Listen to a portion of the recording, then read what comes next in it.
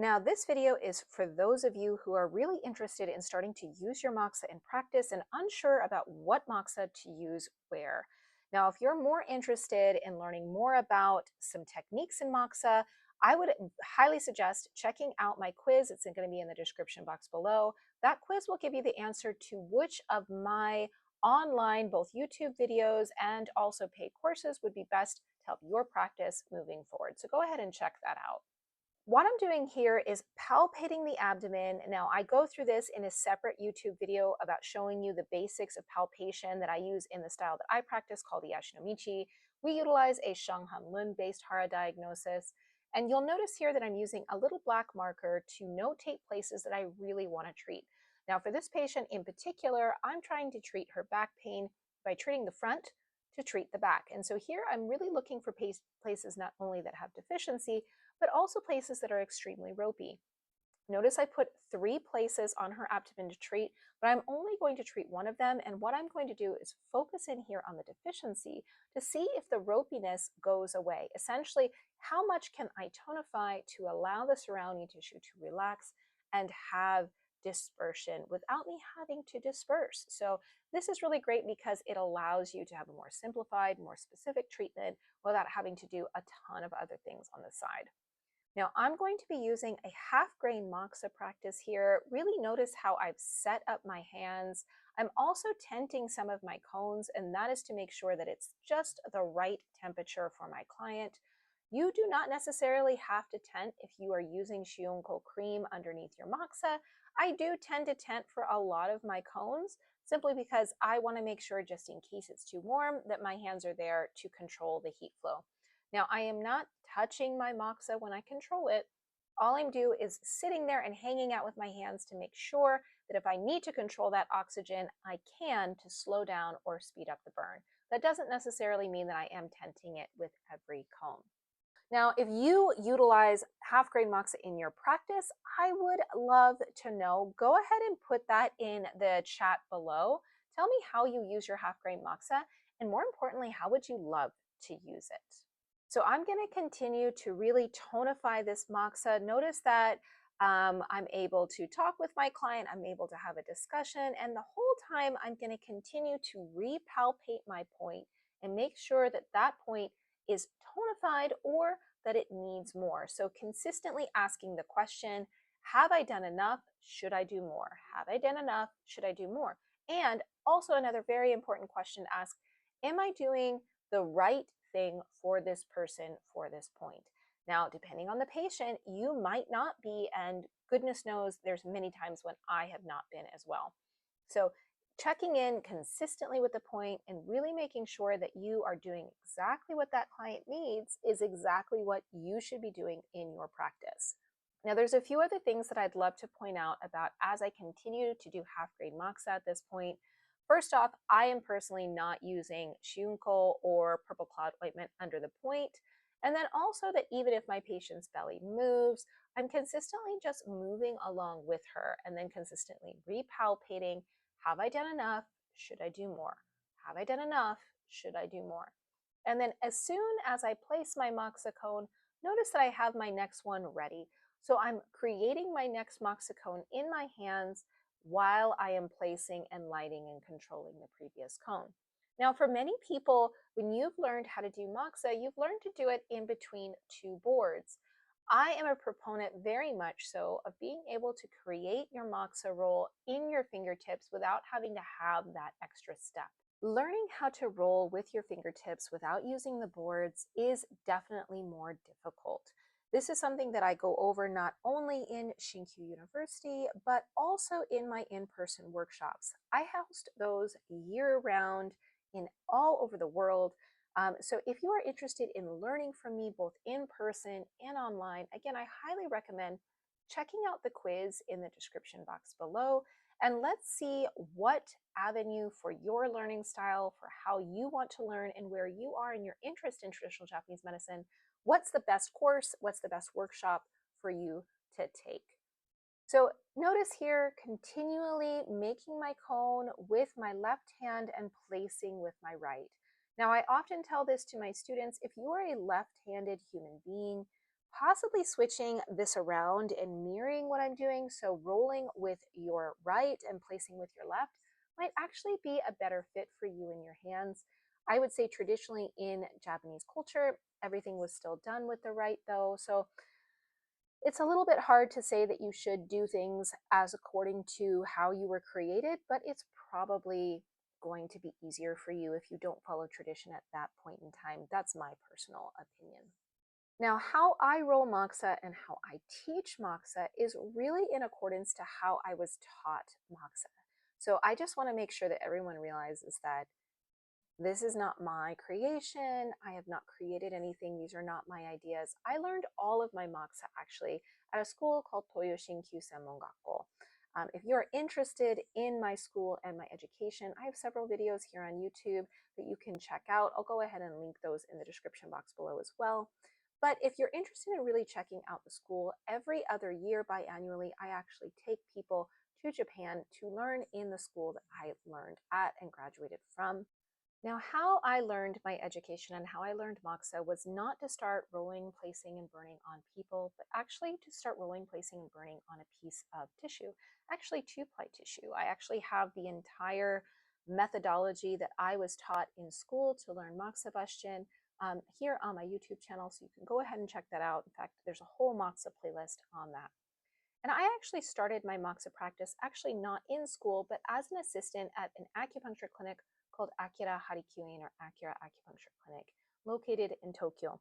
And I was really lucky in that I was an assistant even a year before I got into acupuncture school, and that all of the other assistants who were working with me were so kind, were such good people that they actually took their time to take me aside, teach me the basic practice, and then I went home and practiced like mad so I could also practice on patients when I was in the clinic and start to learn. So I actually started learning on my own before I got into school, and then was able to take that practice and really have it blossom while I was studying at Toyo Shinkyu.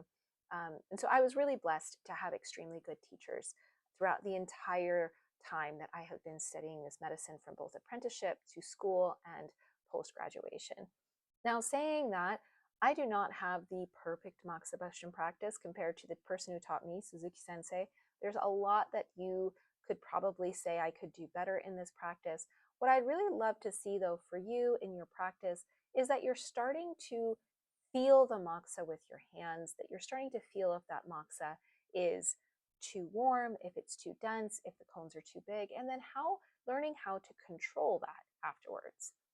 Now here I am taking a needle and I am placing the needle, so I'm going a little bit against what I said I was going to do in this video, but that's because I decided to do needle top moxa and just give her a little bit more tonification. So let me explain the difference between half grain and needle top.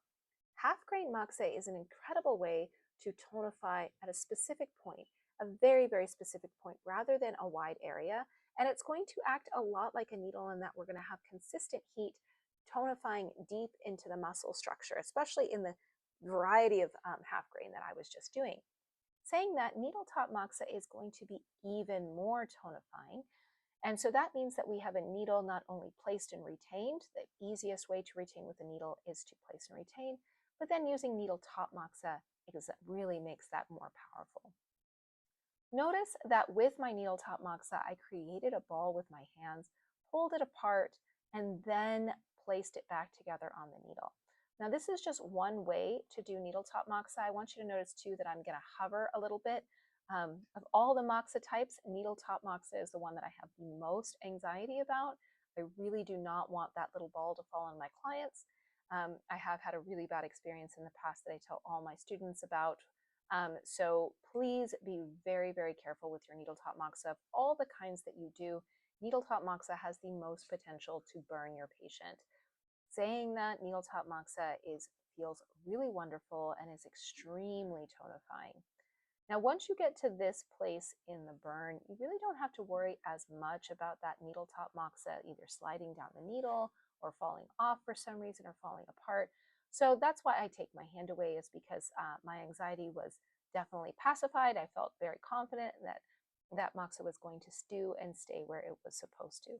Now, In my defense, the only time, just to tell you that story of where I've had this go awry, is when I was an assistant before I was even in acupuncture school, and we used the cold version of needle top moxa, and I went to take one off because we were in a rush and we had to get it out, and it was still hot, and unfortunately it slipped out of my tweezers and fell onto the client. That was a very, very long time ago. I did very much burn the client, and I will never forget her face. I will never forget what happened. And it was just a very sad day for everybody involved. And so since then, I've been extra, extra careful about how I do needle top moxa, when I utilize it, and making sure that if I'm going to take the risk of doing needle top moxa, that my patient very much needs that tonification and that strong, deep tonification. Now, again, I'm doing this moxa here. I'm doing both needle top and half grain because my patient has a lot of back pain. And I really want to tonify her lower jaw to help alleviate the back pain. So I'm actually, rather than dispersing for this client, I'm tonifying, and I'm not even treating her back. This video actually does not incorporate what I was doing for her back and also for her energy. She was also extremely tired this day. But at the end of the treatment, her back felt so much better and she just felt so much lighter and had so much more energy. So it's just a really, really great treatment. There, the patient had a nice deep breath, and you can see her breathing has actually slowed and gotten deeper. And that is a huge sign that the tonification is doing its job and that it feels really, really good for the client. And that's a natural reaction that you're going to see very, very frequently with kids and adults. So here, my needle top moxa is completely cooled down. I'm going to make sure I put it away accordingly. Notice I'm touching the shaft of the needle here. This is on purpose because the handle is quite warm, and I didn't want to use a tissue to hold on to it. Always be careful when you're picking up that moxa needle because it can be quite hot. So here I have the patient check in with her abdomen and feel how much fuller it is and how much more relaxed her abdomen is, just to kind of prove to the patient about what is happening here. And then, of course, continuing to repalpate and recheck in with everything, like, are those 2 points on the side of the abdomen sufficiently dispersed, sufficiently relaxed? And so again, if you were to be doing a Shanghanlin presentation on the sides for these ropey muscles, we perhaps would do something like a baishao or a datsao, or like something like a xiaoyao is going to be in there. So I'm just making sure that this is more relaxed. And here I'm kind of just showing this ropey muscle and how it leads up behind the back and behind the neck, and just saying, hey, I'd really love to treat a little bit more in here. And then it kind of goes all the way down into the hip and then down. This patient is a runner, and so she has really tight psoas, and she can get tight back muscles and gallbladder channels. So that liver channel is also going to get very, very tight on the deeper level. And so that's why I was like, hey, I just want to relax this one ropey muscle that I'm not satisfied really relaxed. So we're going to do just one more point here on the side. Now I use my permanent marker because it's a lot easier to do your moxa when there is a point to see and to touch when you take your hands away. So this you don't have to do as much with your needles because you're utilizing your oshide, or what we call our guide hand, right? So we're utilizing that, so we don't have to have those points and those markers. And going through and just double checking, okay, have I gotten everything that I like? And how is her Kyokyo Kuman right now? Yeah, that's pretty darn tight.